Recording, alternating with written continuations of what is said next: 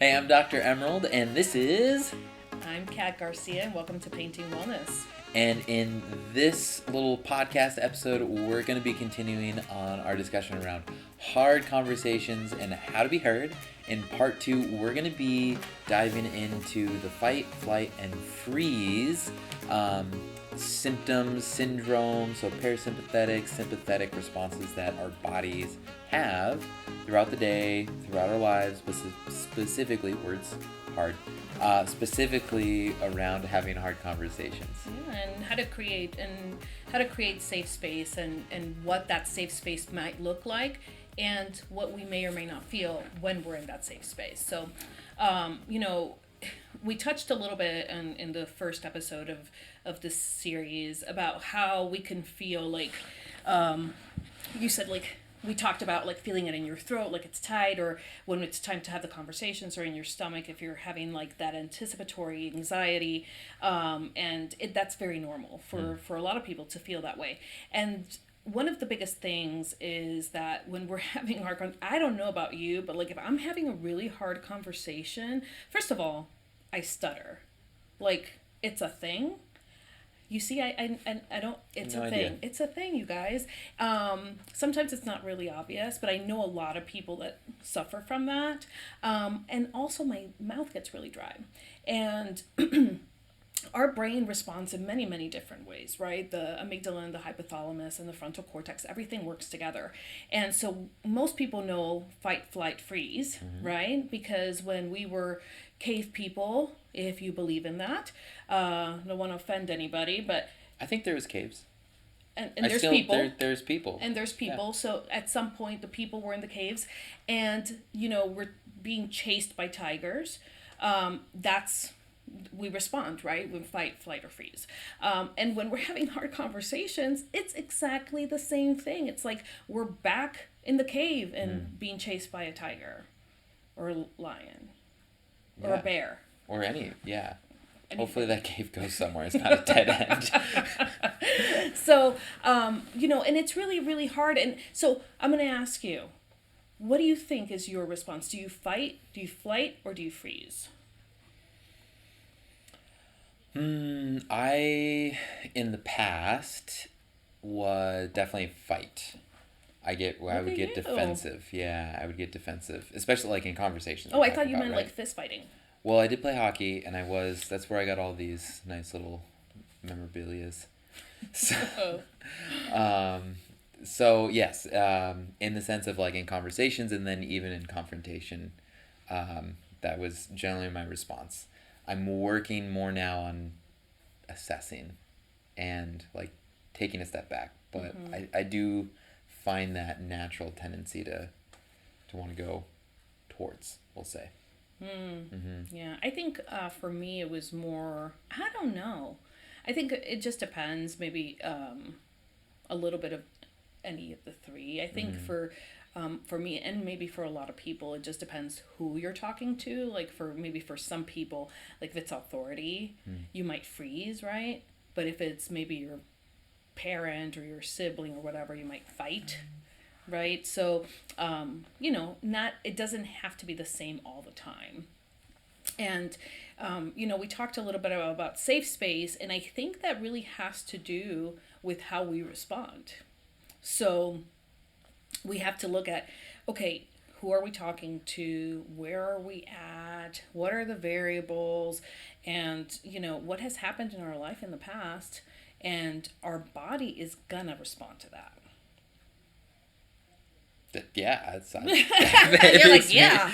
I've experienced that. Yeah, I mean, going back on, we will have different experiences depending on the situation. As I'm thinking more about this, like I would say for the maybe the first time that I can really like immediately think of, I had a freeze moment where that was like a totally new. I think I shared that with you. Like I was like, yeah, I had to lay down. I had to like take deep breaths, and I was very confused, and I was trying to understand what was going on, and we talked about last episode in this series of, and I think can go to for ourselves too. We don't always have to understand, but it's like what is it that we're feeling, and it's even if we don't know what we're feeling, that's okay too. Yeah, absolutely. And that takes us to trauma responses, Mm-hmm. right? So a lot of a lot of times people say, well, trauma is like you went to war, or you experienced like some big traumatic event, and we think about it like big things, Mm. right? But the reality is that trauma can be anything. It can be even observing something happen. A lot of us got PTSD from 9/11 and watching it on repeat on the TV. Of course, we have, our military people that can experience trauma from that. And, from having a car accident, or having a childhood where maybe you were abused, or even adult relationship where you were abused. So there is a lot of things that can cause trauma, things with our children, things with our spouses, with our family. So when we have trauma in our life, we respond to things many times based on the trauma, right? And so one of the questions you had asked before was, even if somebody is creating a safe space, can I still feel that body response, right, to having those hard conversations? And the answer is absolutely, because you are going to respond based on your experience. So we do want to create safe spaces, but that doesn't mean that the people around us will always respond like it's a safe space.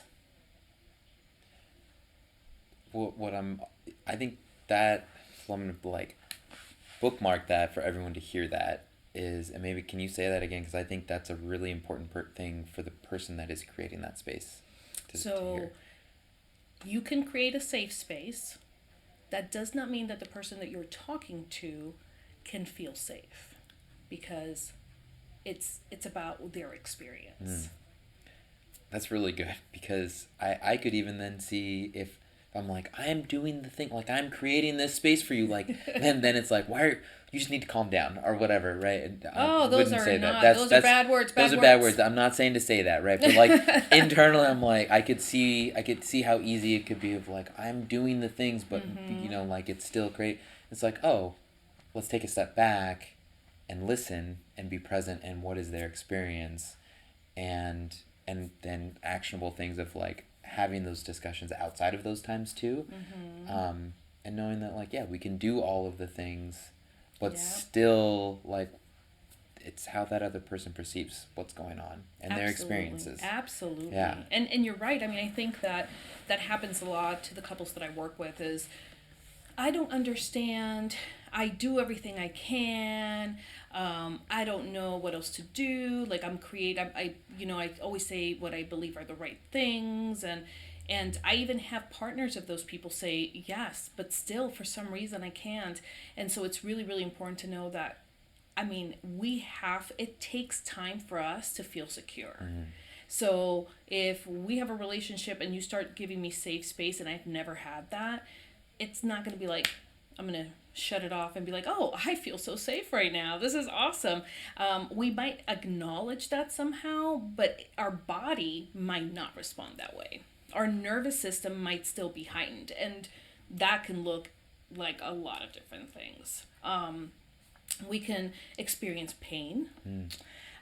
Some people, some of my clients experience pain in one place, and then if they're very, very stressed, it might shift to a different place.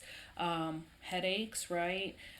We know that there's a correlation between like trauma and fibromyalgia or chronic pain. So again, our body keeps score of everything that happens to us, and so it doesn't matter if you make a safe space for me. If I have all that experience and all that trauma, my body is going to respond in a trauma response. And so it can be hard for the other person to be like, I don't understand. What else can I do for you? Right? And it comes back to having conversations about conflict resolution. And this is really important because not everybody resolves conflict the same way. Not everybody needs the same thing when we're talking about conflict. So like when you're upset with your significant other, what is it that you need? Do you need space? Do you need to talk it out? What do you need? I like to talk it out, but I also want some space before so I can gather like what is it what am I feeling and then being able to express what I'm feeling, and then I also want the right to be able to step away if I need it. Um, because I would I would say that I'm really scared of raising my voice or getting upset. That's like a big like I don't want to do that. So if I notice myself going into that, I'm like, okay, I need like 5 minutes Yeah. to like take a walk or get some movement, reset, and then come back um, Yeah. to And I'm the gonna discussion. my to go is, what do I say usually about that? It's a conversation, not a Not a conflict. confrontation. Not a confrontation. Okay, So it's sorry. a conversation, not a confrontation. But when we're in the middle of it, it absolutely feels like a confrontation, and we're sort of taught that confrontations are bad. And so they don't have to be, they can be conversations. Mm-hmm. And so when we're having conversations that are based on conflict, we need different things. And so if your partner does not know what you need, they may keep following you like, no, I gotta talk about it right now, I gotta talk about it right now, let's fix this, let's fix Mm-hmm. this. And you're like, dude, I need a second, I need a second. And so it's very funny because most couples, one is the same as like, one needs to talk about it right now because if not they get really anxious, and the other one needs some space, right? And so it then, the conflict resolution things then escalate because one partner feels like they're not being heard Mm-hmm. because they can't speak, and the other partner feels like they're not being heard because they can't take a timeout, right? And so now we start fighting about how we're fighting, and that's a whole nother thing. And so it's really important to, we talked about having conversations about conflict resolutions when we're not fighting, Mm-hmm. or having arguments, and this is one of those conversations: is what do you need? What do you need when you're having conflict from your partner or from whoever you're talking to? So if you need space, that's okay. We don't want to just walk away because that's what we call stonewalling, okay? And it's very disrespectful to our partner. If you're like upset with me and you want to talk about, and I just turn around, I'm like, you know what, I'm done with this conversation. I bet you guys know somebody that does that, right? It's gonna be a problem because your feelings are gonna be hurt. And guess what? Now we're going to fight about your feelings being hurt and how I can't listen or whatever. But if I need a timeout and you know that, then I can say, you know what, I need a timeout. Can we pause this conversation? And the key is then to come back and finish the conversation. Because if you are needing to resolve immediately, and I say, you know what, I need a 10-minute break, I need a 20-minute break, which is what I usually recommend, 20 minutes, right? Because that's when our body, our cortisol levels start going down, that fight or flight, I can't speak.